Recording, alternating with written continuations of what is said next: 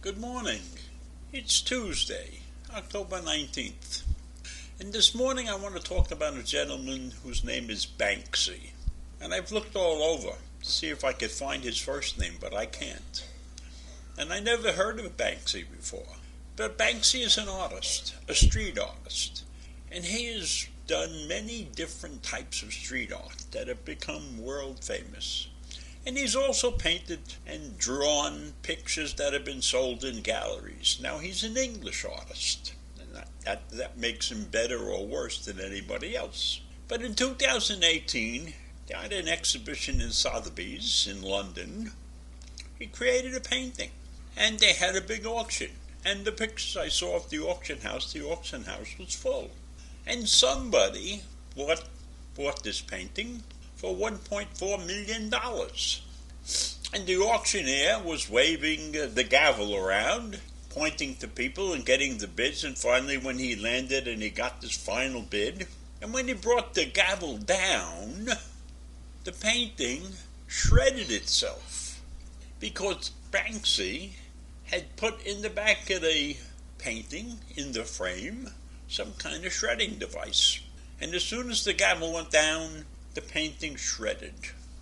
And you would think that if you paid $1.4 million for something, you would be very upset. But that's not what happened. That is absolutely not what happened. The person who bought the painting was extremely happy because now he felt, and the art community felt, that because of this action, that painting is now doubled in value. So he's got a shredded painting, still somehow or other kept in the frame, and it's worth $2.8 million instead of the $1.4 million that he paid. And so that causes an uproar in the art community. And it's not a bad uproar, it's an exciting thing. And Banksy is saying, I did this because I want to show people that we're pissing away our money and we're doing all kinds of crazy things. And so destroying the painting, I'm trying to make my point. Well, that's okay, so if he made a point, and he did it one time, right? You would think it would be over. But he did it again. And the second time he did it, he got $18 million for the painting. Now, I don't know what he's doing with all his money. Why would anybody pay $18 million for a painting that shreds itself? And then, again, just a couple of days ago, they had an auction again in Sotheby's, and this time the painting failed. The shredding machine didn't work, and so this painting is half shredded. And the person who bought this painting for $25 million is wondering whether it's worth $50 million because it failed, because the painting failed to shred. Now, who in their right mind would go to an auction to buy something for $25 million and then be happy when it's not destroyed as you properly expected? I don't know. So, given the way this world is right now, this has got to be the craziest set of circumstances I have ever seen or heard of. And I don't know, I've never seen a picture of this guy, this man Banksy, and I don't know why we can't find his first name. I mean, I look all over and I find the first name. He's pretty good, by the way. His artwork is pretty good.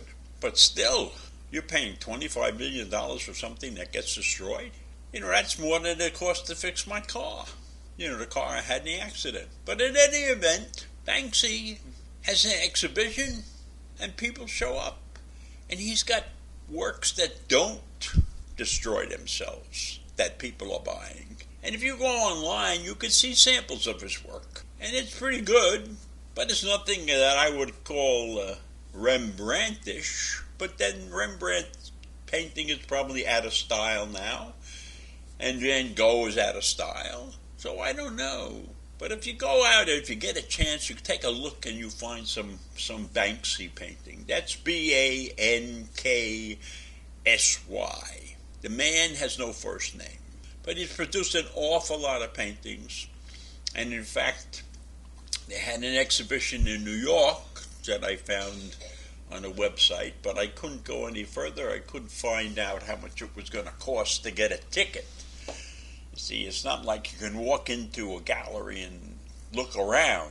You had to buy a ticket to get in to see his exhibition. So I just wanted to bring this to your attention and recognize that the world is not as sane as we think it is.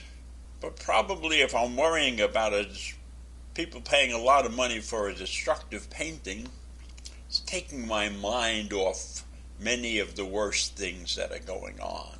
One of the worst things that happened is that the UN, the United States is a member of the UN Human Rights Council again. After Donald Trump dropped out, Biden put us back in.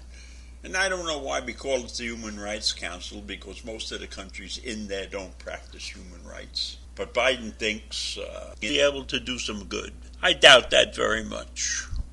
Bye. So that's it for the time being. And hopefully I'll see you all tomorrow. Bye.